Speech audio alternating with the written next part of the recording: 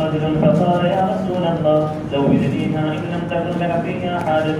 فقال هل عندك من شيء تصدقها؟ قال ما عندي إلا إزاري هذا.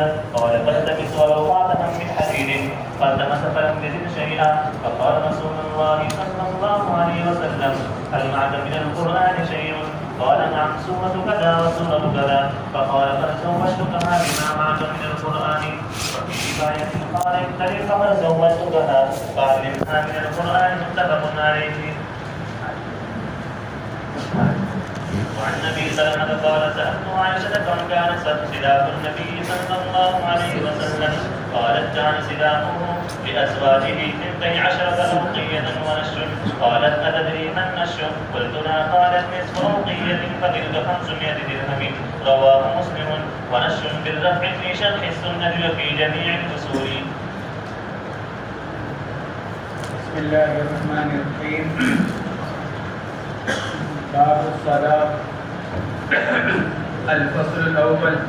عن سهل بن سعد رضي الله تعالى عنه أن رسول الله صلى الله عليه وسلم جاءته امرأة فقالت يا رسول الله إني وهبت نفسي لك. فقامت طويلا.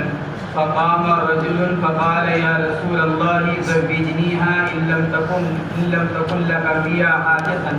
فقال هل عندك من شيء تصدقها؟ قال ما عندي إلا إزاري هذا. کتاب النکاح چل رہا ہے. واجبات نکاح میں سے ایک مہر ہے. نکاح کے ذریعے سے جو چیزیں شوہر کے ذمے میں لازم اور واجب ہوتی ہیں انہی واجبات میں سے ایک واجب مہر کا ادا کرنا ہے. مہر ایسا واجب نکاح ہے کہ اگر نکاح کے اندر اس کی نفی بھی کر دی جائے جب بھی ذمے میں واجب رہتا ہے. اگر مرد اور عورت دونوں باہمی طور پر اس پر راضی ہو جائیں کہ اس نکاح کے اندر مہر کی ادائیگی نہیں ہوگی، جب بھی شریعت یہ کہتی ہے کہ مہر کا ادا کرنا شوہر کے ذمے لازم ہے. یہ ایسا واجب ہے کہ نفی کے باوجود ذمے میں اس کی ادائیگی واجب رہتی ہے. مصنف اس باب کے اندر مہر کے مسائل کو بیان فرما رہے ہیں. مہر کی اکثر مقدار کے اندر کوئی مقدار متعین نہیں ہے. مہر کی اکثر مقدار متعین نہیں ہے. آدمی جتنا چاہے مہر منعقد کر سکتا ہے اور اس کو طے کر سکتا ہے. البتہ اقل مہر کے بارے میں اختلاف ہے.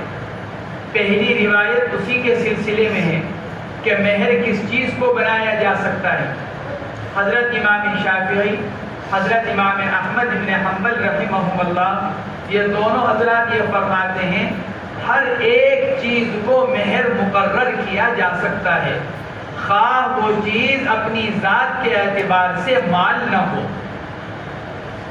ہر ایک چیز کو مہر یعنی ہر ایسی چیز کے جس پر زوجین راضی ہو جائیں، چاہے وہ مال کے حیثیت نہ رکھتی ہو، اس کو مہر مقرر کیا جا سکتا ہے.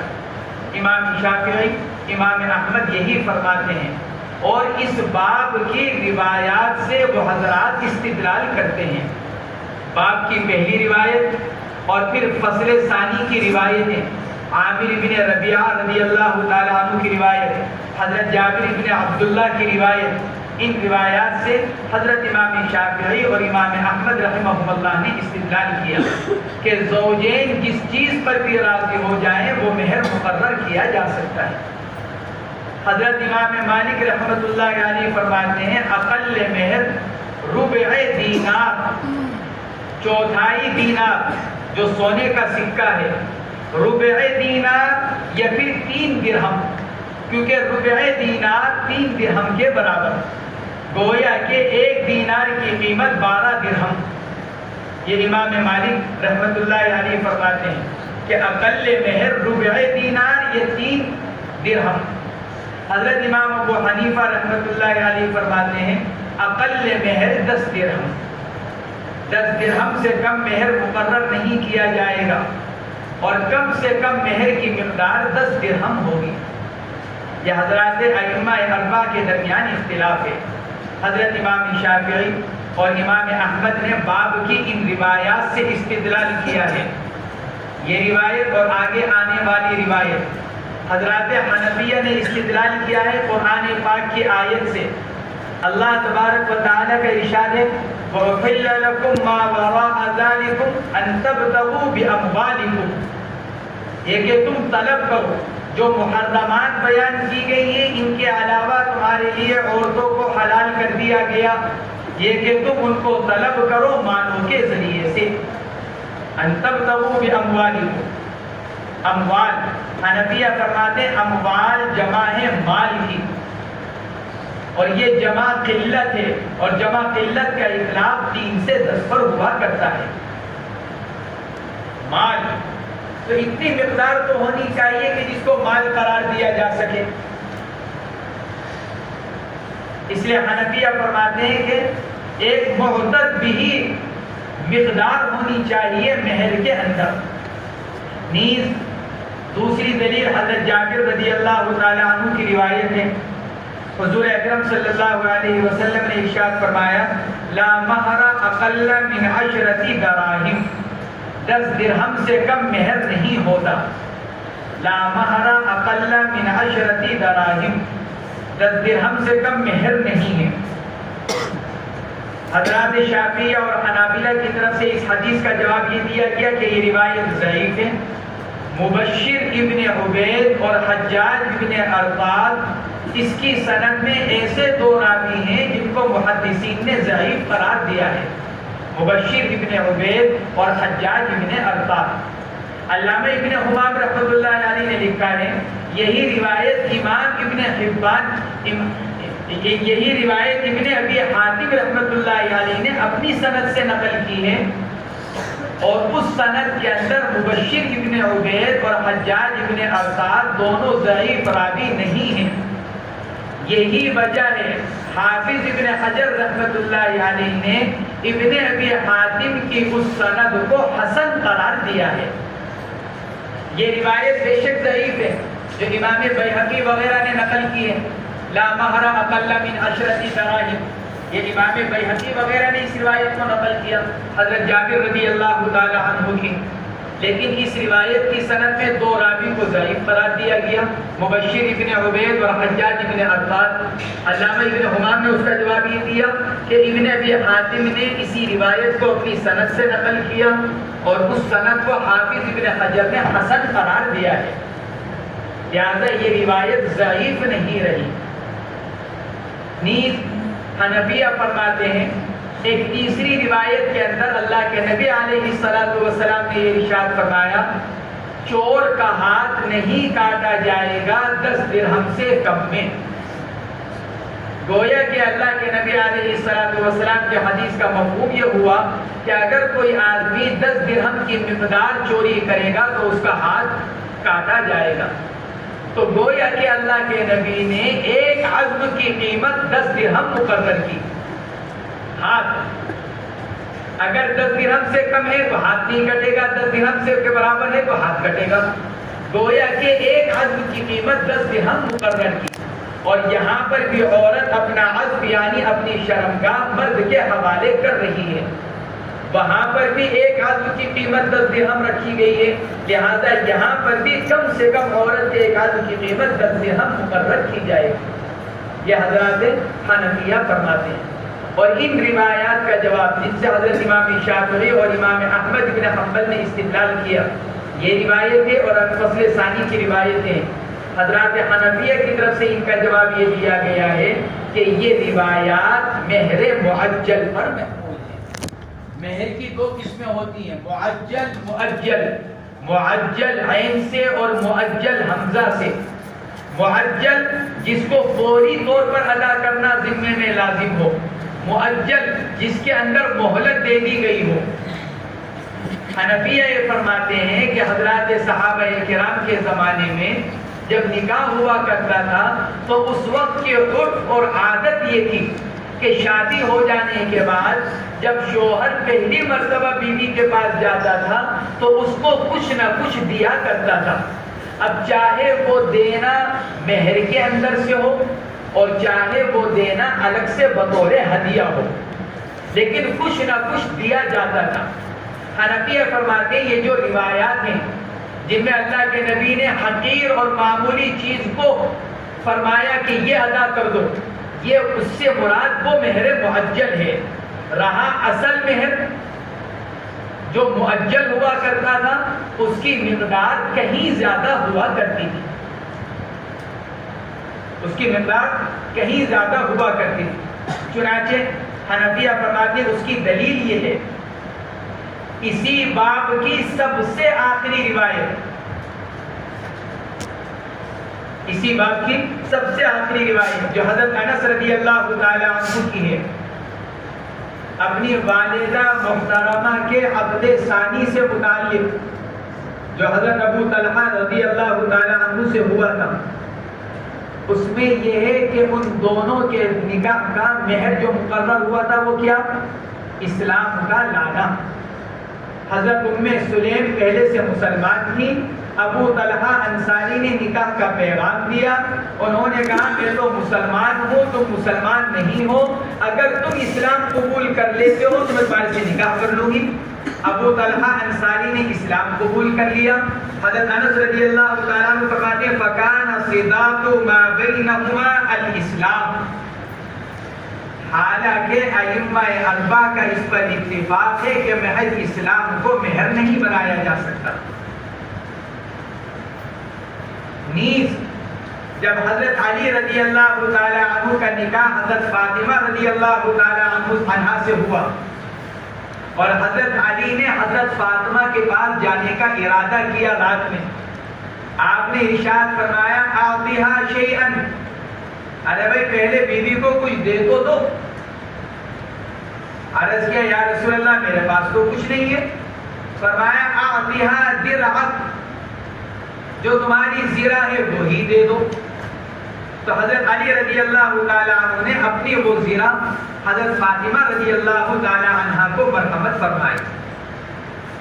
حالانکہ حدیث کی کتابوں میں اس بات کی صراحت ہے، اصل مہر حضرت علی رضی اللہ تعالی عنہ اور حضرت فاطمہ کا 400 درہم تھا۔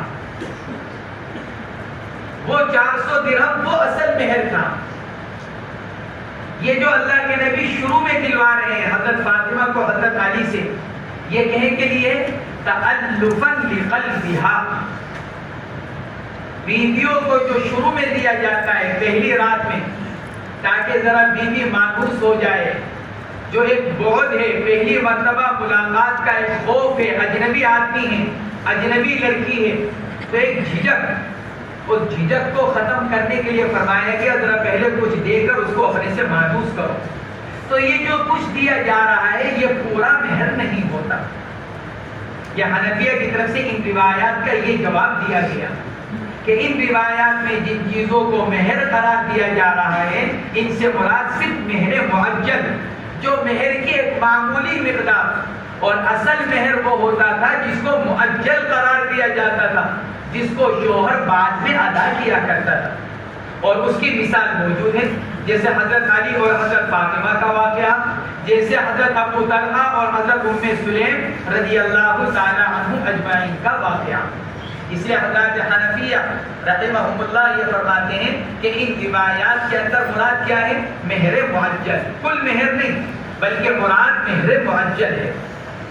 فرماتے ہیں صداق، صداق، صاد کا فتحہ صاد کا کسرہ دونوں طرح اس کو پڑھا گیا، اور یہ صدقہ کے معنی میں ہے۔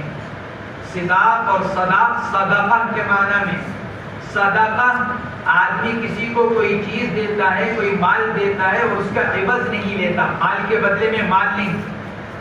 مہر کو بھی صداق اس لیے کہا جاتا ہے یہاں آدمی مال خرچ کرتا ہے لیکن عوض میں مال نہیں ملتا۔ مل کے بزع، عورت کے بزع کا مالک بنتا ہے، لیکن جو خرچ کر رہا ہے مہر کی شکل میں، نفقے کی شکل میں، ولیمے کی دعوت کی شکل میں، تو اس کے بدلے میں عورت سے اس کو مال نہیں ملتا، اس لیے اس کو صداق اور صداق کہا جاتا ہے۔ حضرت سہل بن سعد رضی اللہ تعالی عنہ کی روایت ہے، ایک ان رسول اللہ صلی اللہ علیہ وسلم جاءته امرأة، اللہ کے نبی علیہ السلام کے پاس ایک عورت تشریف لائی. فقالت یا رسول اللہ انی وہبت نفسی لک. عرض کیا یا رسول اللہ میں نے اپنا آپ کو ہبہ کر دیا. وہبت نفسی اے وہبت امر نفسی، اس لیے کہ عورت آزاد ہے، عورت باندھی نہیں ہے. باندھی کے اوپر تو دوسرے کو ملکیت حاصل ہو سکتی ہے اور اس کے نفس کا مالک اور اس کی جان کا مالک دوسرا بن سکتا ہے، لیکن آزاد عورت کی جان کا مالک کوئی دوسرا نہیں بن سکتا. اس لیے وہبت نفسی اے امر نفسی، یعنی اپنی جان کا معاملہ میں آپ کے سپرد کرتی ہوں، آپ میرے بارے میں جو چاہے فیصلہ فرما لیں. یہ اس کا مطلب انی وہبت نفسی لک. فقامت طویلا، گویا کہ اس حدیث پاک کے اندر اشارہ ہے آیت شریفہ کے اندر وَامْرَأَةً مُؤْمِنَةً إِنْ وَهَبَتْ نَفْسَهَا لِلنَّبِيِّ إِنْ أَرَادَ النَّبِيُّ أَنْ يَسْتَنْكِحَهَا خَالِصَةً لَكَ مِنْ دُونِ الْمُؤْمِنِينَ. یہ آیت شریفہ اللہ نے اپنے نبی کے بارے میں نازل فرمائی. وَامْرَأَةً مُؤْمِنَةً إِنْ وَهَبَتْ نَفْسَهَا لِلنَّبِيِّ، اگر کوئی ایمان والی عورت اپنے آپ کو ہبہ کر دے نبی کو اور نبی بھی اس سے نکاح کرنا چاہے تو نبی نکاح کر سکتے ہیں، اور یہ خاص نبی کے لیے ہے. اس میں اختلاف ہوا، روایت کے اندر بھی الفاظ ہیں وَهَبْتُ نَفْسِي لَكَ، کیا لفظ ہبہ سے نکاح ہو جاتا ہے؟ اگر عورت آ کر شوہر سے یوں کہے کہ میں نے اپنا آپ تم کو ہبہ کر دیا اور شوہر یوں کہے کہ میں نے قبول کیا دو گواہوں کی موجودگی میں، یہ بات دو گواہوں کی موجودگی میں ہو جائے تو کیا لفظ ہبہ سے نکاح منعقد ہو جائے گا؟ حضرت امام شافعی فرماتے ہیں نہیں ہوگا. حنفیہ فرماتے ہیں ہو جائے گا لفظ ہبہ سے نکاح. استدلال دونوں اسی آیت سے کرتے ہیں وَامْرَأَةً مُؤْمِنَةً إِنْ وَهَبَتْ نَفْسَهَا لِلنَّبِيِّ إِنْ أَرَادَ النَّبِيُّ أَنْ يَسْتَنْكِحَهَا. دونوں اسی آیت سے استدلال کرتے ہیں. حضرت امام شافعی رحمۃ اللہ علیہ فرماتے ہیں لفظ ہبہ سے نکاح کا ہونا نبی علیہ السلام کی خصوصیت ہے، کیونکہ آگے اللہ فرما رہے ہیں خالصۃ لک من دون المؤمنین. نبی جی یہ صرف آپ کی خصوصیت ہے، ایمان والوں کے لیے یہ رعایت نہیں ہے، یہ حکم نہیں ہے. گویا کہ لفظ ہبہ سے نکاح کا ہونا نبی علیہ السلام کی خصوصیت ہے، امتی کا نکاح لفظ ہبہ سے منعقد نہیں ہوگا. یہ حضرت امام شافعی رحمۃ اللہ علیہ نے استدلال کیا. حضرات حنفیہ بھی اسی آیت سے استدلال کرتے ہیں اور وہ یہ فرماتے ہیں کہ خالصۃ لک من دون المؤمنین کا تعلق لفظ ہبہ سے نکاح کرنے سے نہیں ہے، بلکہ خالصۃ لک من دون المؤمنین کا تعلق مہر کے ساتھ ہے. نبی جی اگر کوئی عورت اپنے آپ کو ہبہ کرے تو بغیر مہر کے آپ کا نکاح ہو جائے گا. یہ اللہ نے فرمایا نبی علیہ السلام کے لیے. تو اللہ آگے یہ ارشاد فرما رہے ہیں مہر کے بغیر، یعنی آپ کے ذمے مہر کی ادائیگی لازم نہیں، یہ صرف آپ کی خصوصیت ہے. کسی امتی کا نکاح مہر کے بغیر نہیں ہوگا. یہ حضرت امام ابو حنیفہ رحمۃ اللہ علیہ نے اس سے یہ استدلال کیا. تو انی وہبت نفسی لک، حنفیہ اس سے استدلال کرتے ہیں. دیکھو عورت آ کر لفظ ہبہ اختیار کر رہی ہے، ہبہ کا لفظ ذکر کر رہی ہے انی وہبت نفسی لک. فقامت طویلا، یہ کہہ کر جملہ کھڑی رہی دیر تک. طویلا ای زمانا طویلا، دیر تک کھڑی رہی. اس روایت کے اندر تو اختصار ہے، مسلم شریف کے اندر یہ روایت ہے تو اس میں تفصیل ہے. مسلم شریف کے الفاظ ہیں، مسلم شریف کی روایت کے الفاظ ہیں کہ وہ عورت لمبے زمانے تک کھڑی رہی، یعنی دیر تک کھڑی رہی. حضور اکرم صلی اللہ علیہ وسلم نے اس کی طرف دیکھا، ایک مرتبہ اوپر سے نیچے دیکھا، پھر نیچے سے اوپر تک اس پر نظر ڈالی، پھر آپ نے اپنا سر جھکا لیا، اس کو کوئی جواب نہیں دیا. فَقَطَعَ رَأْسَهُ، آپ نے اپنا سر مبارک جھکا دیا، کوئی جواب نہیں دیا. اس پر ایک صحابی نے عرض کیا فَقَامَ رَجُلٌ، ایک صحابی کھڑے ہوئے فقال یا رسول اللہ زوجنیھا ان لم تکن لک فیھا حاجہ، اے اللہ کے نبی اگر آپ کو ان کے اندر کوئی رغبت نہیں ہے، یہ تو آپ سے نکاح کرنا چاہ رہی ہیں، لیکن اگر آپ ان سے نکاح کرنے میں کوئی رغبت نہیں رکھتے تو میرا نکاح کرا دیجیے، کیونکہ یہ تو خود نکاح کرنے کو تیار ہیں، ان کی طرف سے تو نکاح کا ایجاب پایا جا رہا ہے، گویا کہ یہ اپنے آپ کو تیار کر کر لائیں گی نکاح کرنے کے لیے، اب اگر آپ ان سے نکاح نہیں کرنا چاہتے تو میرا نکاح کر دیں۔ یہ صحابی نے عرض کیا فقال هل عندك من شيء تصدقها، من شيء میں من زائدہ ہے، ارشاد فرمایا کیا تمہارے پاس کوئی ایسی چیز ہے جس کو مہر میں ادا کر دو؟ تصدقها اصداق، مہر ادا کرنا، کیا تمہارے پاس کوئی ایسی چیز ہے کہ جس کو مہر میں ادا کرو؟ قال ما عندي الا ازاری، جو لنگی بندھی ہوئی تھی اسی کی طرف اشارہ کر کے کہنے لگے جی بس یہی لنگی ہے جو باندھ رکھی ہے۔ صحابہ کرام کے کثرت کا اندازہ لگاؤ، ما عندي الا ازاری، یا رسول اللہ یہ جو لنگی ہے بس یہی ہے سب کچھ کل کائنات، گھر میں ایسی کوئی چیز نہیں ہے کہ جس کو مہر میں ادا کر سکو۔ گویا کہ اس کا مطلب یہ ہوا صرف لنگی باندھے ہوئے اوپر کی چادر نہیں ہے، ورنہ کہتے ما عندي الا ردائی، کیونکہ لنگی تو سطر ڈھانپنے کے لیے ہے اور چادر اوپر سے ویسے ہی اوڑھنے کے لیے ہے، تو ازار کا استعمال، ازار کا لفظ استعمال کرنا یہ اس بات کی طرف اشارہ کر رہا ہے کہ ان کے پاس دوسری چادر بھی موجود نہیں ہے، ورنہ اسی دوسری چادر کا تذکرہ کرتے۔ ما عندي الا ازاری، اللہ کے نبی نے فرمایا تمہاری لنگی کا کیا کروں گا؟ کیونکہ مہر میں دینا ہے تو مہر میں دینے کے لیے تمہیں اتار کر دینی پڑے گی اس کو۔ ما عندي الا ازاری، انہوں نے تو یوں کہا، آپ نے ارشاد فرمایا فَالْتَمِسْ وَلَوْ خَاتِمًا مِّنْ حَدِيدٍ، ارشاد فرمایا جاؤ کچھ تلاش کر کر لاؤ، گھر جاؤ دیکھو ہو سکتا ہے کچھ مل جائے، وَلَوْ خَاتِمًا مِّنْ حَدِيدٍ، اگرچہ لوہے کی انگوٹھی ہی کیوں نہ ہو، وَلَوْ خَاتِمًا مِّنْ حَدِيدٍ، اگرچہ لوہے کی انگوٹھی ہی کیوں نہ ہو۔ سوال کھڑا ہوا کیا لوہے کی انگوٹھی پہننا جائز ہے؟ حضرت امام شافعی رحمۃ اللہ علیہ فرماتے ہیں جائز ہے، دیکھو اللہ کے نبی فرما رہے ہیں التمس ولو خاتما من حدید، خاتم خاتم، تا کا کسرہ تا کا فتحہ دونوں لغت ہیں۔ حضرت امام شافعی اس لیے فرماتے ہیں کہ لوہے کی انگوٹھی پہننا جائز ہے، حنفیہ فرماتے ہیں لوہے، جمہور علماء فرماتے ہیں لوہے کی انگوٹھی جائز نہیں ہے، نہ مرد کے لیے نہ عورت کے لیے، عورت کے لیے بھی لوہے کی انگوٹھی جائز نہیں۔ ہاں انگوٹھی کے علاوہ اور دوسرے جو زیور ہیں، گلے میں پہننے کا، کان میں پہننے کا، ناک میں پہننے کا، ہاتھ میں پہننے کا، چوڑیاں جس کو کہتے ہیں، اس کی اجازت ہے، لیکن لوہے کی انگوٹھی کی اجازت نہیں عورت کے لیے۔ جمہور علماء انکار کرتے ہیں اور فرماتے ہیں آگے باب آئے گا، باب الخاتم، انگوٹھی کا بیان، اس میں روایت ہے کہ ایک صحابی نے لوہے کی انگوٹھی پہن رکھی تھی، اللہ کے نبی علیہ الصلوۃ والسلام نے ارشاد فرمایا کہ تمہارے ہاتھ میں آگ کا انگارہ ہے، تم نے اپنے ہاتھ میں کیا پہن رکھا ہے؟ آگ کا انگارہ۔ یہ اللہ کے نبی علیہ الصلوۃ والسلام نے اس صحابی سے ارشاد فرمایا جنہوں نے لوہے کی انگوٹھی کو پہن رکھا تھا۔ تو التمس ولو خاتما من حدید، جاؤ تلاش کرو اگرچہ لوہے کی انگوٹھی ہی کیوں نہ ہو۔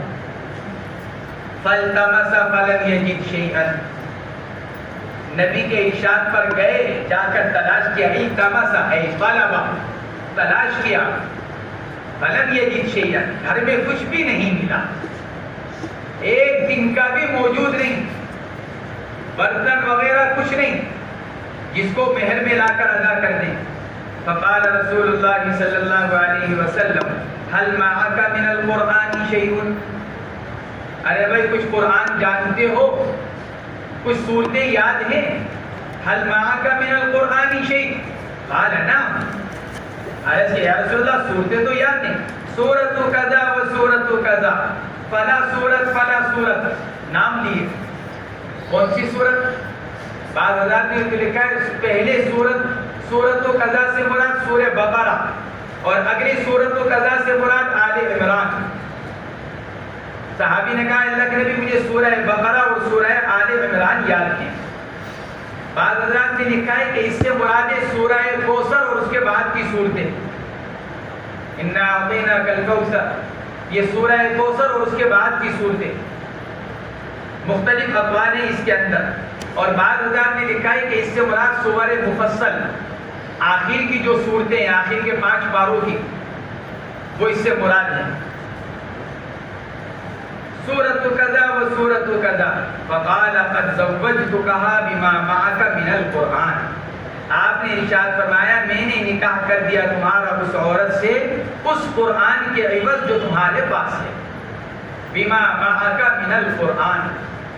اسی روایت سے حضرت امام شافعی نے یہ استدلال کیا، اگلی روایت بھی آ رہی ہے، وفی روایت قال انطلق فقد زوجتکھا فعلمها من القرآن، مہر یہ ہے کہ تم اس عورت کو قرآن پاک سکھلاؤ، یہ فرمایا۔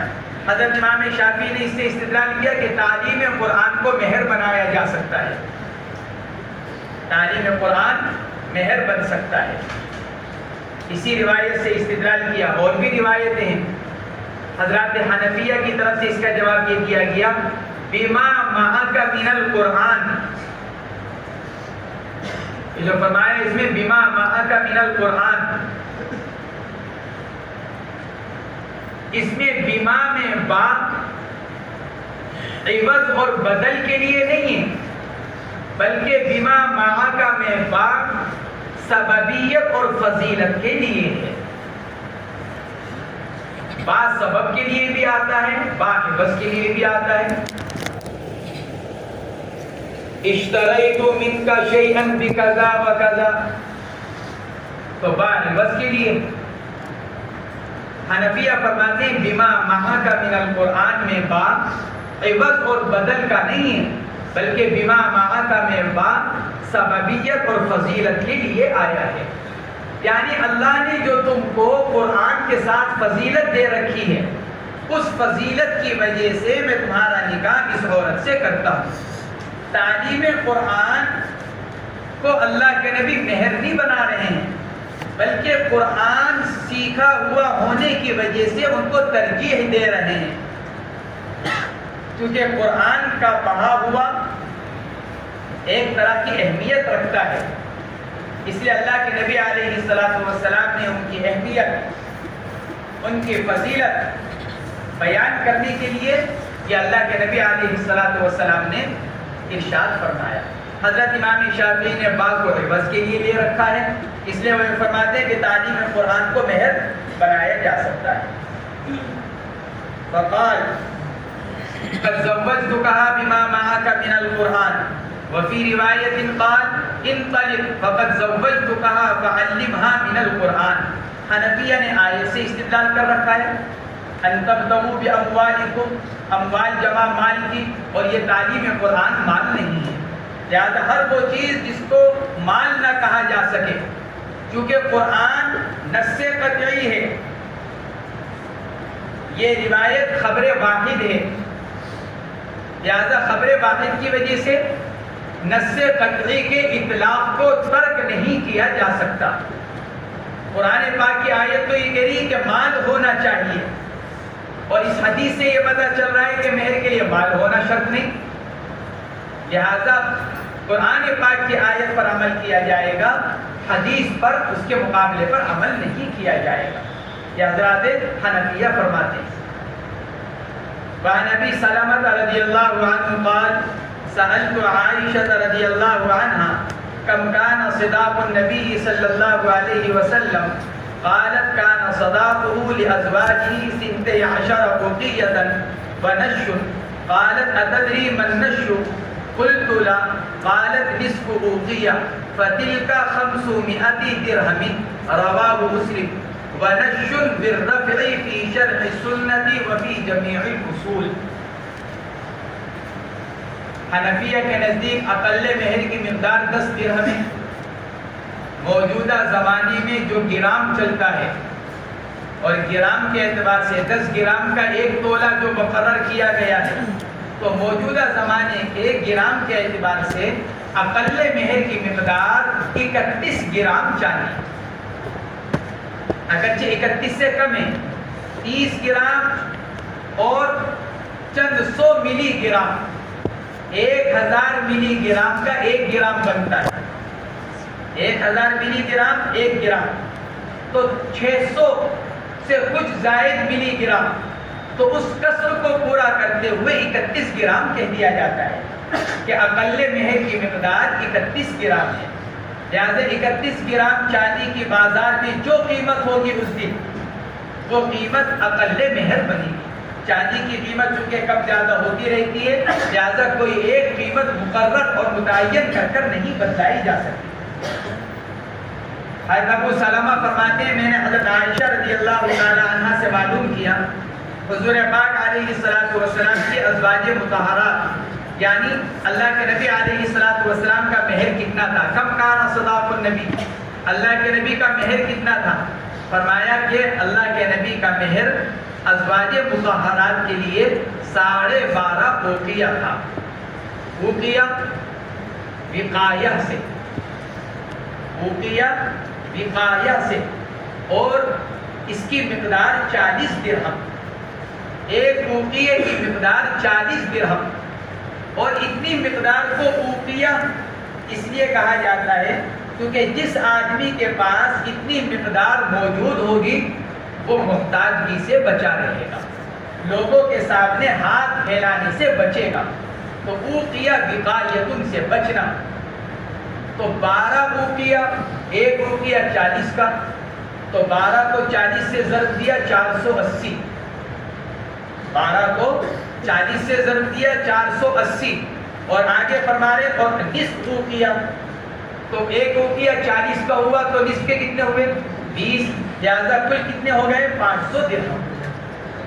یہ فرما رہے ہیں، فرماتے ہیں قالت كان صداقه لأزواجه 16 اوقیہ ونشف، نشف نصف، نشف کے معنی آتے ہیں نصف کے، آدھے کے، ہر چیز کا آدھا۔ فرماتے ہیں حضرت عائشہ نے فرمایا اتدری من نشو، عربی میں پتہ بھی ہے نشف کسے کہتے ہیں؟ قلت لا۔ آدمی کے سمجھدار ہونے کی علامت یہی ہے کہ آدمی بڑے کے سامنے اپنی کم علمی اور لا علمی ظاہر کرے، یہ نہیں کہ اپنا علم بھگارنے لگے، اس لیے کہ لا محالہ بڑے کا علم اس کے علم کے مقابلے میں زیادہ ہی ہوگا، اور جو کچھ یہ سمجھا ہوا ہے استاد یا اس کا بڑا اس کو اس سے بہتر بات بتلائے۔ اسی لیے حضرات صحابہ کرام رضوان اللہ تعالی علیہم اجمعین حضور اکرم صلی اللہ علیہ وسلم کے سوال پر ہمیشہ خاموشی اختیار کرتے ہوئے یہ عرض کیا کرتے تھے اللہ و رسولہ اعلم، جی آپ بھی بتلا دیجیے۔ ایسے ہی صحابی انہوں نے بھی عرض کیا ابو سلمہ نے، قلت لا، جی اما جان مجھے نہیں معلوم کہ نش کسے کہتے ہیں، حالانکہ ان کو معلوم ہوگا کہ لغت میں نش کے معنی آدھے کے آتے ہیں، لیکن سوچا ممکن ہے کہ اما جان کوئی اور تفسیر بیان کرے، علم میں اضافہ ہو، جو میں جانتا ہوں وہ تو جانتا ہی ہوں، ہو سکتا ہے اما جان کچھ اور بیان کرے جس کی وجہ سے علم میں اضافہ ہو۔ قالت نصف اوقیہ، ارشاد فرمایا کہ نصف آدھا اوقیہ، فتلک 500 درہم، لہذا یہ کل مقدار کتنی ہو گئی 500 درہم، ایک اوقیہ 40 درہم کا، 12 کے 480 اور آدھے کے 20، لہذا کل مقدار 500 درہم۔ یہ حضرت عائشہ رضی اللہ تعالی عنہ نے بیان فرمایا، اسی کو مہر فاطمی کہا جاتا ہے۔ آگے اگلی روایت کے اندر آ رہا ہے اللہ کے نبی علیہ السلام کے ازواج مطہرات کا بھی تھا، اور اس کے ساتھ ساتھ بنات مطہرات کا بھی یہی مہر تھا، آپ نے اپنی بنات مطہرات کا مہر یہی مقرر فرمایا تھا، اس لیے اس کو مہر فاطمی کہا جاتا ہے۔ علماء نے مہر کے بارے میں یہ لکھا ہے، نکاح میں مہر کی اتنی مقدار متعین کرنی چاہیے جس کو ادا کیا جا سکتا ہو لیکن تھوڑی مشقت کے ساتھ، تھوڑے بوجھ کے ساتھ، اتنی مقدار ہو کہ آدمی ادا بھی کر دے۔ نکاح ہوا، نکاح میں مہر مقرر کر دیا 10 لاکھ روپے، آدمی کہاں سے ادا کرے گا؟ نکاح کے وقت ہی اس کو سوچے ہوئے کہ مجھ سے ادا نہیں ہوگا۔ ایک عام آدمی کا مہر 5 لاکھ روپے، 10 لاکھ روپے، تو وہ جانتا ہے کہ میں مہر ادا نہیں کر سکتا۔ یہ پھر اتنی کم مقدار، ایک لاکھ پتی اور کروڑ پتی آدمی، اور مہر میں کیا مقرر کیا جا رہا ہے؟ اجی مہر مقرر کر دیجئے 10,000 روپے، 15,000 روپے۔ یہ 10-15,000 روپے تو ہر وقت اس کی جیب میں پڑے رہتے ہیں۔ کیا نقصان ہوگا؟ بیوی کے ساتھ اگر ذرا سی عدم موافقت ہوئی، پیسے نکالے، بیوی کے ہاتھ میں پکڑے کہ جاؤ میں نے تمہیں طلاق دی اپنی اماں کے۔ اس لیے علماء نے لکھا ہے مہر کی مقدار اتنی ہو آدمی دیتے ہوئے بوجھ محسوس کرنے لگے، اور اگر طلاق کو سوچے تو اس کے ساتھ ساتھ یہ بھی سوچے کہ ابھی تو چونکہ نکاح ہے اس لیے بیوی مہر کا مطالبہ نہیں کر رہی ہے، طلاق کے ساتھ ساتھ مہر ادا کرنا پڑے گا، کہاں سے دوں گا؟ ابھی تو اتنی گنجائش نہیں، اس لیے اتنا مہر ہونا چاہیے۔ بہت معمولی مقدار، جیسے کہ آج کل عام طور سے ماحول بنا ہوا ہے، یہ انتہائی غلط۔ شادی کے اوپر خرچ کر رہے ہیں 15 لاکھ، 20 لاکھ، 50 لاکھ۔ بہت بڑے آدمی ہیں شہر کے، کروڑ پتی آدمی ہیں۔ کرونا سے پہلے کا واقعہ ہے، سلمان صاحب حیات تھے، جن کے لڑکے کا نکاح، ان کا ہمارے سے تعلق سلمان صاحب سے، والد صاحب سے، نکاح میں گئے سب، مولانا سلمان صاحب نے نکاح پڑھایا۔ کروڑ پتی، ارب پتی آدمی، جہاں شادی کی وہاں کا کرایہ، صرف کرایہ 10 لاکھ روپے، جہاں شادی کر رہے ہیں۔ اب اس کے اوپر کتنا خرچہ کر رکھا ہوگا انہوں نے۔ نکاح ہو، نکاح سے پہلے پوچھا گیا مہر کتنا، تو لڑکے کا باپ کہہ رہا ہے حضرت 15,000 روپے، 15,000 روپے کیسے؟ یہ بھی بیٹھا ہوا تھا سلمان صاحب، لڑکے کے والد، لڑکی کے والد، دونوں سے تعلق۔ میں نے نائب صاحب سے کہا، میں نے کہا جی اتنے کم مہر پر نکاح نہیں پڑھانا، آپ سب دیکھ رہے ہیں؟ کہنے کہ بالکل۔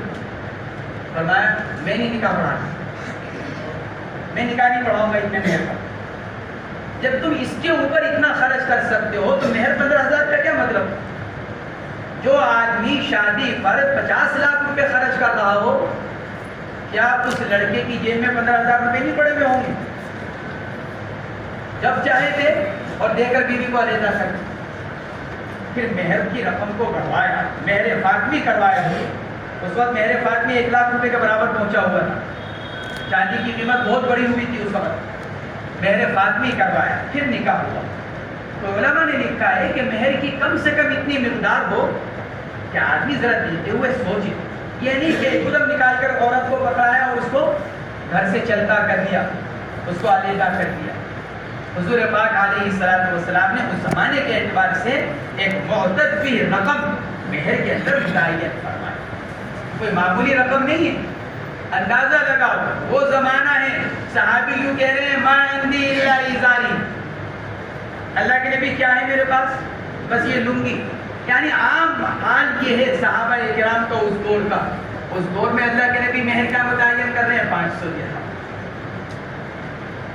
معلوم ہوا کہ مہر اچھی مقدار میں ہونا چاہیے، یہ عورت کا حق ہے، اور اس سے عورت کی عزت کی قیمت کا پتہ چلتا ہے کہ اللہ نے عورت کو کتنا باعزت اور کتنا باقیمت بنا رکھا ہے۔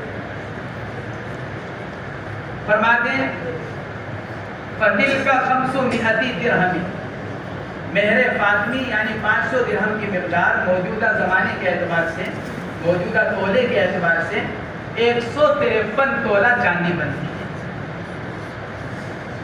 ہمارے اکابر کی کتابوں کے اندر 131 تولہ لکھا ہوا ہے، پرانی کتابوں کے اندر، اردو کتابوں کے اندر 131 تولہ۔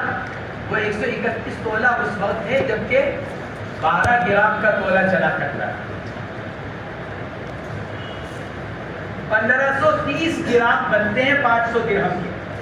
1530 گویا کہ 153 تولہ چاندی. 153 تولہ 1 گرام، کیونکہ 618 ملی گرام. 153 تولہ 618 ملی گرام، اس کو مکمل کر کر 1 گرام کہہ دیا جاتا ہے. 153 تولہ چاندی مہر فاطمی کی مقدار ہے آج کے دور میں. اب اگر کوئی آدمی مہر فاطمی مہر کے اندر مقرر کرے تو 153 تولہ چاندی کی بازار میں جو قیمت ہوگی وہ قیمت ادا کرنا ذمے میں لازم ہوگا.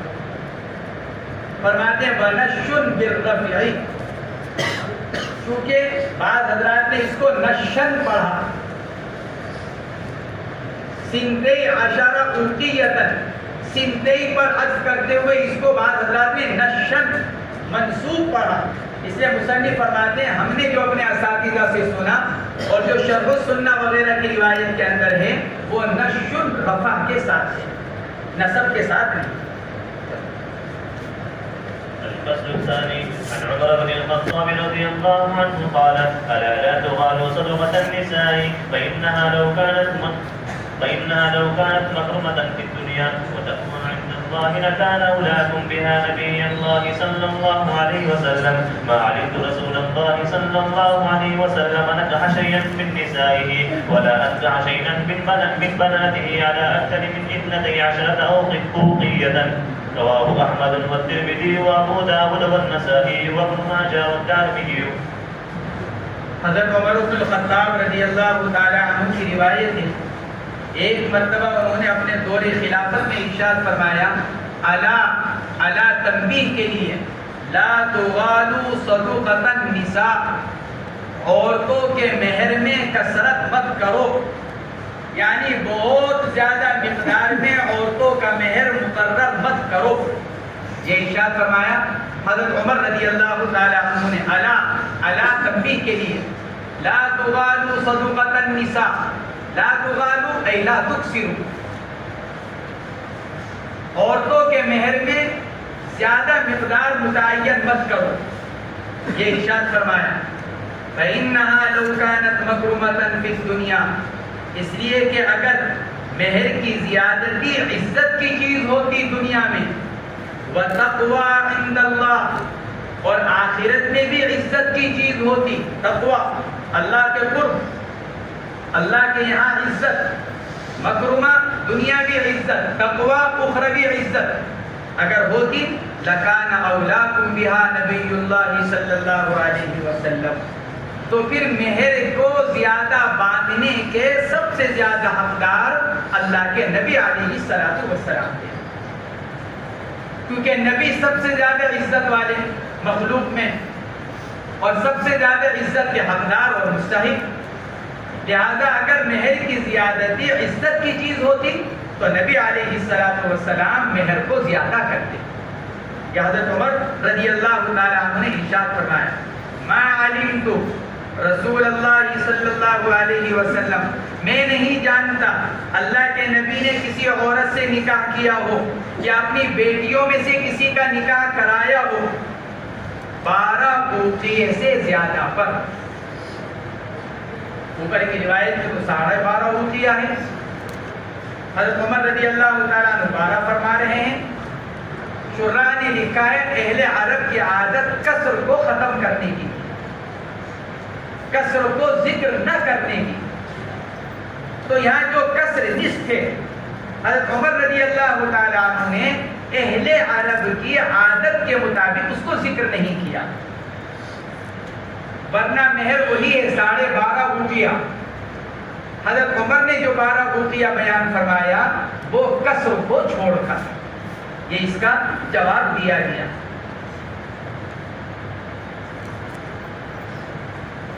اس پر اگر یہ سوال پیدا ہو کہ جی یہ تو قرآن پاک کی آیت کے خلاف، حضرت عمر فرما رہے ہیں لا تغالوا فی صدقۃ النساء، عورتوں کا مہر بہت زیادہ نہ باندھو، اور قرآن پاک کے اندر اللہ رب العزت کا ارشاد ہے وَآتَيْتُمْ إِحْدَاهُنَّ قِنْطَارًا، قنطار خزانہ، ڈھیر حضرت عمر فرمانے کہ زیادہ مت باندھو، قرآن مہر کو ڈھیر سے تعبیر کر رہا ہے، خزانے سے قنطار۔ تو اس کا جواب یہ دیا گیا کہ آیت قرآنیہ کے اندر جواز کو بیان کیا جا رہا ہے، حضرت عمر فضیلت کو بیان کر رہے ہیں۔ بھئی جائز تو یہ ہے کہ آدمی زیادہ سے زیادہ جتنا چاہے مہر باندھ لے، لیکن یہ زیادہ سے زیادہ مہر مقرر کرنا یہ کوئی فضیلت کی چیز نہیں ہے۔ عمر فاروق جو نفی کر رہے ہیں اور جو ممانعت فرما رہے ہیں وہ کس اعتبار سے؟ زیادتی مہر کے اندر فضیلت نہ ہونے کے اعتبار سے، کہ اس کے اندر کوئی فضیلت نہیں ہے، کوئی عزت کی چیز نہیں ہے۔ اسی میں حضرت عمر رضی اللہ تعالیٰ عنہ کا واقعہ بھی ہے۔ حضرت عمر رضی اللہ تعالیٰ عنہ نے یہی فرمایا تھا، لا تغالوا صدقۃ النساء، اور بعض روایت کے اندر آتا ہے حضرت عمر رضی اللہ تعالیٰ عنہ نے فرمایا تھا، لا تزیدوا فی مہور النساء علی 40 اوقیہ، 12.5 اوقیہ حضور پاک علیہ السلام کا مہر ہے۔ حضرت عمر نے فرمایا تھا اگر آدمی اس سے زیادہ دینا چاہے تو دے، لیکن 40 اوقیہ بہت بڑی مقدار ہو گئی۔ اگر میں نے کسی کے بارے میں یہ سنا کہ اس نے اپنی بیوی کا مہر 40 اوقیہ سے زیادہ باندھا ہے، 12.5 اور 40 میں بہت فرق ہے۔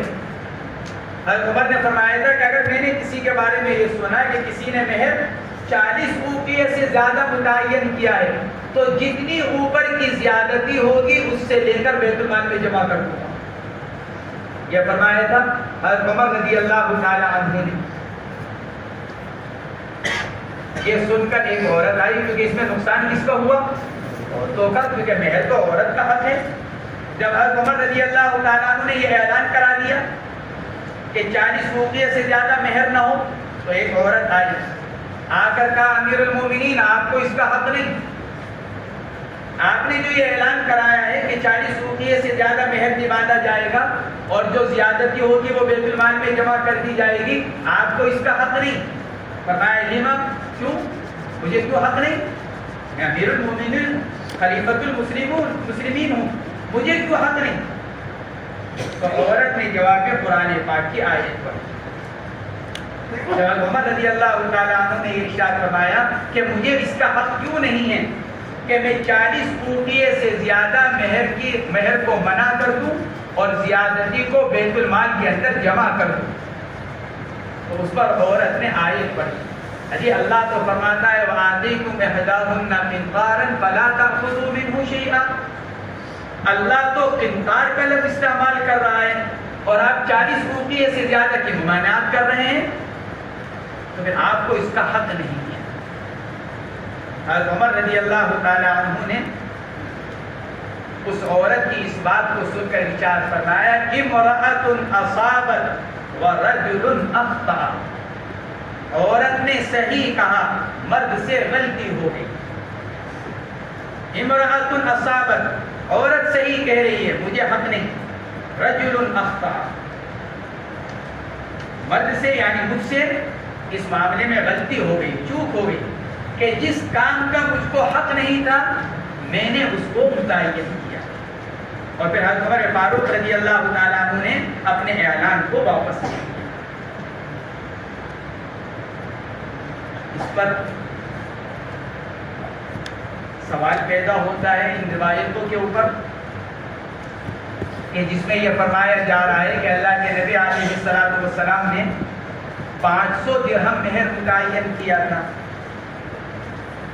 آگے روایت آ رہی ہے حضرت ام حبیبہ رضی اللہ تعالی عنہا کی، فصل سادس کی پہلی روایت، عن ام حبیبہ انہا کانت تحت عبداللہ بن جہش، اور اس میں یہ ہے کہ ام حبیبہ کا مہر 4000 درہم تھا۔ حضور پاک علیہ السلام سے ان کا نکاح ہوا ام حبیبہ کا۔ ام حبیبہ ام المؤمنین ہیں، ان کا دوسرا نکاح حضور اکرم صلی اللہ علیہ وسلم سے ہوا، ابو سفیان کی صاحبزادی ہیں حضرت ام حبیبہ، اور ان کا مہر 4000 درہم ہوا۔ تو 500 اور 4000 میں تو بہت فرق۔ روایتیں اوپر یہ کہہ رہی ہیں کہ اللہ کے نبی نے جو بھی نکاح کیا وہ کتنے پر کیا؟ 500 درہم پر. ما ان کہا، راوی کہہ رہے ہیں اوپر کی روایت کے اندر ما علمت رسول اللہ صلی اللہ علیہ وسلم نکح شیئا من نسائہ، میں نہیں جانتا اللہ کے نبی نے اپنی کسی عورت سے نکاح 500 درہم سے زیادہ پر کیا.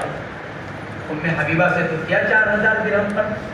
اس کا جواب یہ دیا گیا حضرت ام حبیبہ رضی اللہ تعالی عنہا کا جو مہر 4000 درہم تھا وہ اللہ کے نبی کی طرف سے نہیں تھا، وہ تو حبشہ کے جو بادشاہ تھے نجاشی، وہ تو انہوں نے اللہ کے نبی کی طرف سے مہر مقرر کر کر خود ادا کیا تھا.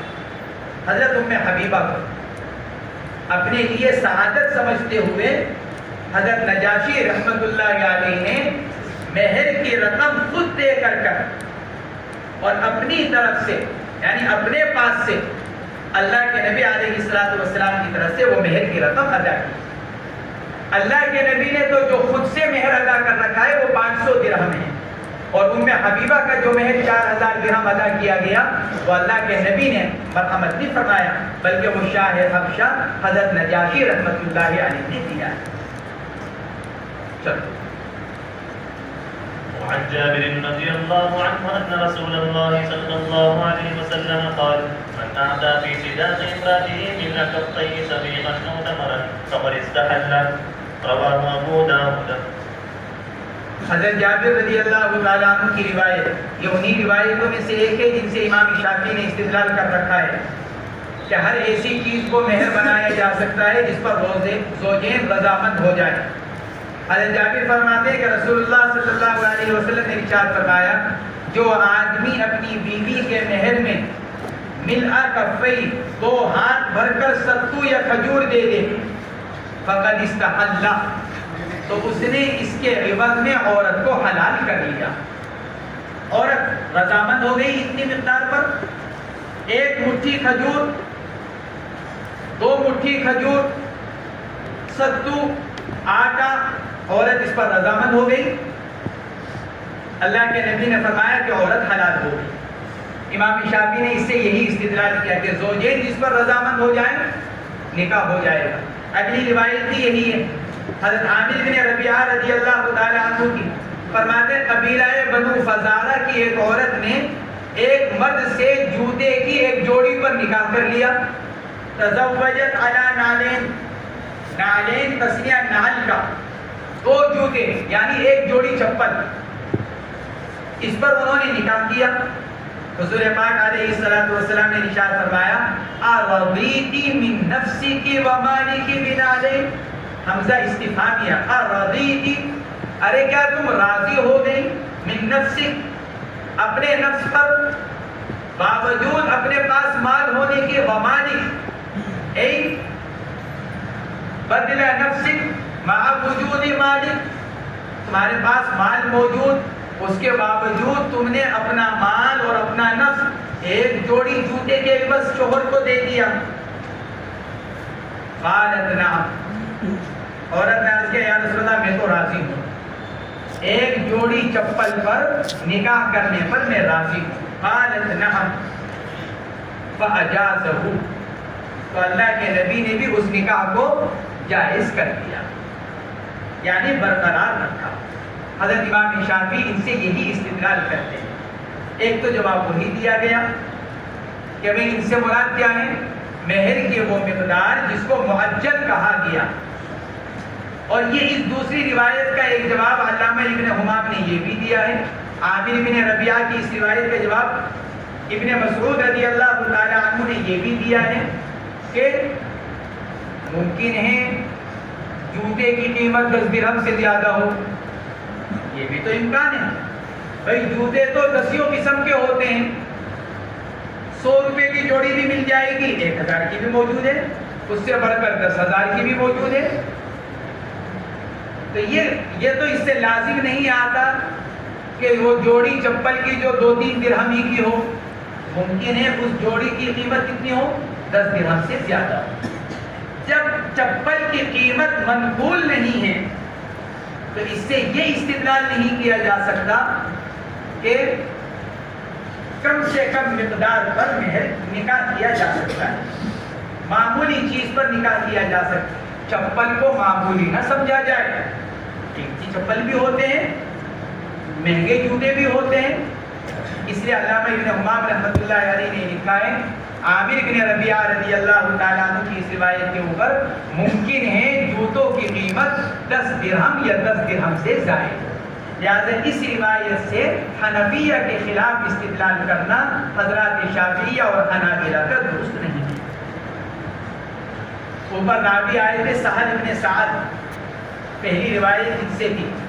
حضرت سہل ابن سعد رضی اللہ تعالیٰ عنہ, سہل ابن سعد ابن مالک انصاری الساعدی, کنیت ابو العباس, دوسری کنیت ابو یحییٰ. اسلام لانے سے پہلے ان کا نام حزن تھا. حزن کے معنی آتے ہیں رنج کے, مشکل کے. حزن مشکل, رنج و غم. جب انہوں نے اسلام قبول کیا تو حضور پاک علیہ السلام نے ان کا نام بدل دیا اور حزن سے بدل کر ان کا نام سہل کر دیا. سہل بمعنی آسانی, حزن بمعنی مشکل, رنج غم. اللہ کے نبی علیہ السلام نے ان کا نام بدل دیا. آپ کے زمانے میں کم عمر تھے سہل ابن سعد. محدثین نے لکھا ہے جب اللہ کے نبی علیہ السلام کی وفات ہوئی تو اس وقت حضرت سہل ابن سعد کی کل عمر 15 سال تھی. اللہ کے نبی علیہ السلام کی وفات کے وقت ان کی عمر 15 سال تھی. پھر اس کے بعد لمبے زمانے تک زندہ رہے. حضرت سہل ابن سعد رضی اللہ تعالیٰ حجاج ابن یوسف ثقفی کا زمانہ پایا. حضرت سہل ابن سعد رضی اللہ تعالیٰ عنہ, اور ان کے بارے میں یہ کہا گیا کہ مدینہ منورہ میں صحابہ میں سب سے آخر میں وفات پانے والے حضرت سہل ابن سعد مدینہ منورہ میں سب سے آخری صحابی ہیں انتقال کے اعتبار سے. ان کا انتقال بعض حضرات نے لکھا ہے سن 91 ہجری میں ہوا اور بعض حضرات نے لکھا ہے سن 88 ہجری میں ہوا. 91 ہجری 88 ہجری دونوں قول ہیں اس بارے میں. تقریباً 100 سال کی عمر پائی ہے حضرت سہل بن سعد انصاری رضی اللہ تعالی عنہ نے, اور بڑھاپے میں جا کر اپنی داڑھی کے اندر خضاب لگایا کرتے اور داڑھی کو پیلے رنگ میں رنگتے. کالے رنگ میں رنگنا ممنوع ہے, کالے رنگ کے علاوہ آدمی جو سے چاہے رنگ اختیار کر لے. ان کے بارے میں آتا ہے کان یصفر لحیتہ, اپنی داڑھی میں ہلکا سا پیلا رنگ استعمال کیا کرتے تھے جس کی وجہ سے سفیدی چھپ جایا کرتی تھی. یہ روایت حضرت عامر بن ربیعہ سے ہے جو یہ نقل کی گئی. عامر بن ربیعہ رضی اللہ تعالیٰ عنہ کی روایت. ان کی کنیت ابو عبداللہ, عامر ابن ربیعہ ابن کعب, قدیم الاسلام ہیں.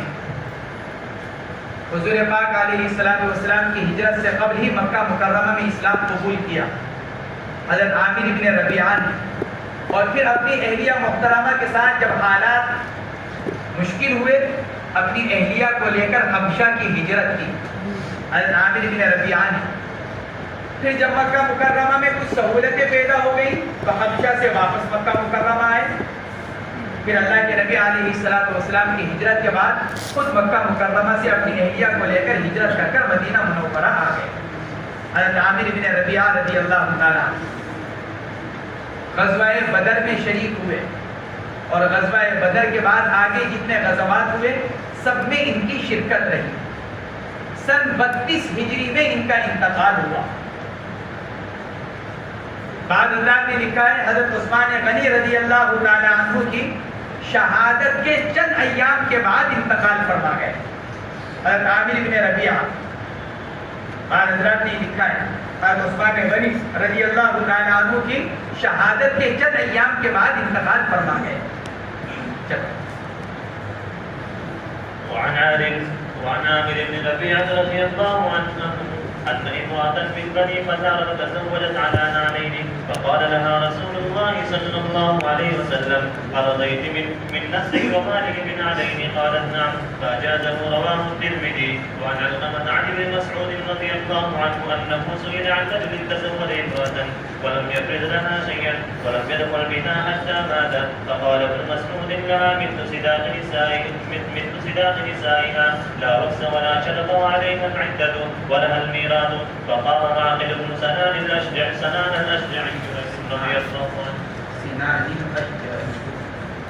عنه فقال معقل بن سنان الأشجعي رضي الله عنه فقال قال رسول الله صلى الله عليه وسلم في بلوى بنت واشق امرأة منا بمثل ما قضيت، ففرح بها ابن مسعود. رواه الترمذي وأبو داود والنسائي والدارمي. اوپر کی جو عامر بن ربیعہ رضی اللہ تعالی عنہ کی روایت ہے، جس کو مصنف نے فرمایا رواہ الترمذی، علامہ ابن حمام نے لکھا ہے اگرچہ امام ترمذی نے اس روایت کو نقل کر اور اس روایت کو صحیح قرار دیا ہے، ایک جوڑی جوتے کے عوض نکاح کی روایت کو اگرچہ امام ترمذی رحمۃ اللہ علیہ نے صحیح قرار دیا ہے، لیکن اس روایت کی سند میں ایک راوی عاصم ابن عبید اللہ ہیں جن کو محدثین نے ضعیف قرار دیا ہے۔ تو ایک جواب حنفیہ کی طرف سے یہ بھی دیا گیا، گویا کہ 3 جواب ہو گئے، یا تو اس کو مہر معجل پر محمول کر لیا جائے، یا پھر یوں کہا جائے کہ ایک جوڑی جوتے کی قیمت 10 درہم سے زیادہ تھی، یا پھر اس روایت کو ضعیف قرار دیا گیا۔ یہ روایت ہے حضرت علقمہ کی عبداللہ ابن مسعود رضی اللہ تعالی عنہما سے۔ عبداللہ ابن مسعود کے پاس ایک آدمی آیا اور اس نے آ کر ایک مسئلہ معلوم کیا۔ مسئلہ یہ تھا کہ جی ایک عورت سے نکاح کیا گیا، لیکن بوقت نکاح اس عورت کا مہر متعین نہیں ہوا، پھر شوہر کا انتقال ہو گیا، قربت بھی نہیں کر سکا، نکاح ہوا، نکاح میں مہر متعین نہیں ہوا، پھر بعد میں بھی متعین نہیں کیا گیا، رخصت ہو کر شوہر کے پاس بھی نہیں گئی اور شوہر کا انتقال ہو گیا۔ اب 3 مسئلے ہیں۔ نمبر 1، کیا اس کو مہر ملے گا کہ نہیں ملے گا؟ 1۔ نمبر 2، اگر مہر ملے گا تو کتنا ملے گا؟ نمبر 3، یا اس کو ایک ہی قرار دے دیا جائے؟ نمبر 2، کیا اس کے اوپر عدت آئے گی؟ نمبر 3، کیا وہ اپنے شوہر کی وارث بنے گی؟ یہ 3 سوال کیے گئے عبداللہ ابن مسعود رضی اللہ تعالی عنہ سے۔ عبداللہ ابن مسعود سوچ میں پڑ گئے، کوئی روایت ذہن میں مستحضر نہیں تھی اللہ کے نبی علیہ السلام کی، سوچتے رہے، دن پر دن گزرتے گئے۔ محدثین نے لکھا ہے 1 مہینے کے بعد جا کر عبداللہ ابن مسعود نے یہ جواب دیا جو نقل کیا جا رہا ہے، اور جواب دینے سے پہلے یہ ارشاد فرمایا، دیکھو بھائی میں یہ اپنے اجتہاد سے کہہ رہا ہوں، خود سوچ کر جواب دے رہا ہوں۔ ان کان ثوابا فمن اللہ ورسولہ، اگر میرا جواب صحیح ہوا تو اللہ اور اللہ کے رسول کی طرف سے، وَإِن كَانَ خَطَأً فَمِنِّي وَمِنَ الشَّيْطَانِ، اور اگر جواب غلط نکلا تو میری ذمہ داری۔ یا عبداللہ ابن مسعود نے 1 مہینہ سوچ کر جواب دیا۔ یہ ان حضرات کے لیے بھی اس میں سبق ہے جو شرعی مسائل میں بلا جھجک گفتگو کرتے ہیں، جانتے کچھ نہیں لیکن ہر شرعی مسئلے کے اندر اپنی رائے دینا ضروری سمجھتے ہیں۔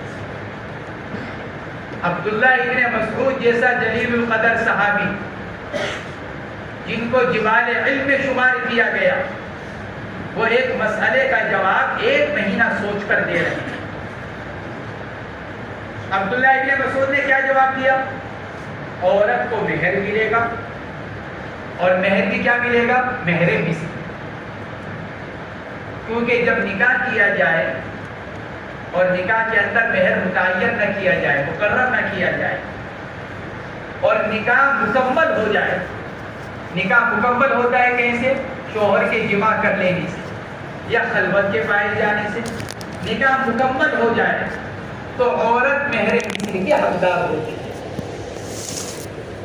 عبداللہ ابن مسعود نے انتقال کی شکل میں بھی مہر مثل کو قرار دیا، اس لیے کہ جس طرح جمع اور خلوت سے مہر نکاح مکمل ہو جاتا ہے، اسی طرح شوہر کے انتقال سے بھی مکمل ہو جاتا ہے۔ اس لیے عبداللہ ابن مسعود نے فرمایا کہ عورت کو مہر مثل ملے گا، اور جب نکاح مکمل ہو گیا وعلیہ العدۃ، اس کے اوپر شوہر کے انتقال کی عدت بھی لازم ہوگی، وَلَهَا الْمِيرَاثُ، اور چونکہ جب شوہر کا انتقال ہو رہا ہے تو یہ عورت اس کی بیوی تھی، لہٰذا یہ عورت اس کی وارث بھی بنی۔ یہ تین باتیں مرحمت فرمائیں جواب میں حضرت عبداللہ ابن مسعود رضی اللہ تعالی عنہما۔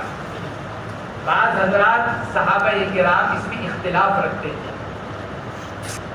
حضرت علی، حضرت علی، عبداللہ ابن عمر، عبداللہ ابن عباس اور حضرت زید، یہ حضرات اس میں اختلاف رکھتے تھے، اور وہ یوں کہا کرتے تھے، فرمایا کرتے تھے یہ صحابہ کرام کہ ایسی عورت کو مہر نہیں ملے گا۔ اسی لیے سوال کی ضرورت پیش آئی۔ حضرت علی، حضرت زید ابن ثابت، حضرت عبداللہ ابن عمر اور حضرت عبداللہ ابن عباس، چاروں بڑے صحابہ ہیں۔ حضرت علی، حضرت زید ابن ثابت، عبداللہ ابن عمر، عبداللہ ابن عباس، یہ حضرات یہ فرمایا کرتے تھے کہ عورت کو مہر نہیں ملے گا۔ عبداللہ ابن مسعود نے اس کے خلاف فتویٰ دیا کہ عورت کو مہر ملے گا اور مہر مثل ملے گا، کیونکہ ایک مہینہ سوچ کر اور لوگوں کو جمع کر کر جواب دیا، صرف سائل کو بلا کر نہیں بلکہ لوگوں کے سامنے، تاکہ لوگوں کو پتہ چل جائے کہ میں یہ جواب دے رہا ہوں، صحیح ہوا تو ٹھیک، غلط ہوا تو میری ذمہ داری۔ تو ایک مجمع کے سامنے سائل کو جواب دیا۔ جب عبداللہ ابن مسعود جواب سے فارغ ہو گئے تو معقل ابن سنان اشجعی رضی اللہ تعالی عنہ کھڑے ہوئے، صحابی ہیں، حضرت معقل کھڑے ہوئے اور کھڑے ہو کر عرض کیا کہ حضرت ہمارے قبیلے کی ایک عورت تھی، منا، ہمارے قبیلے کی ایک عورت تھی، بروا بنت واشق، بروا با کے کسرے کے ساتھ۔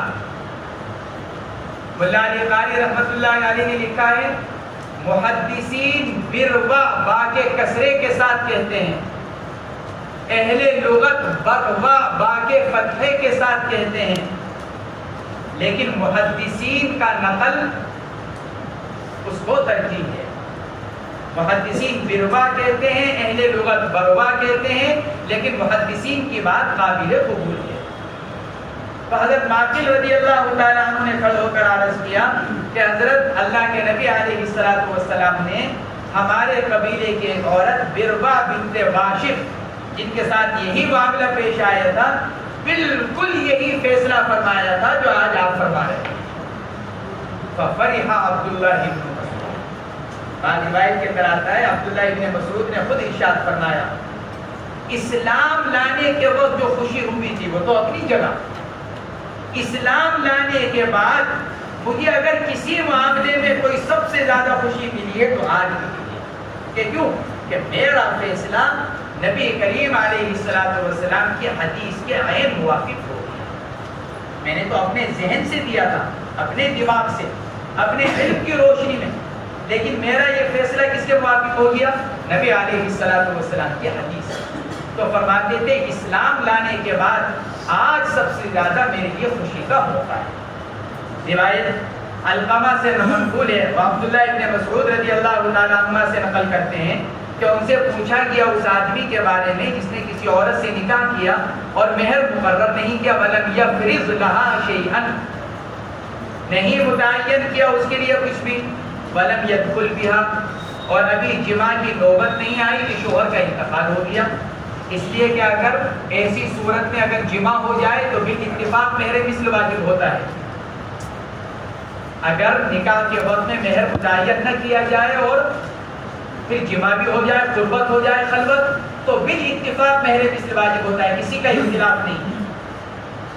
فقال ابن مسعود، عبداللہ ابن مسعود رضی اللہ تعالیٰ عنہ نے فرمایا، روایت کے اندر اختصار ہے ورنہ تفصیل وہی ہے کہ 1 مہینے تک سوچا، پھر فرمایا لہا مثل صداق نسائہا، فرمایا عورت کو اس کے خاندان کی عورتوں کے مہر کے برابر ملے گا. عورت کے خاندان کی عورتیں، عورت کا خاندان یعنی اس کے باپ کا خاندان، مہر مثل کے اندر عورت کی ددیال کی عورتوں کا اعتبار ہے.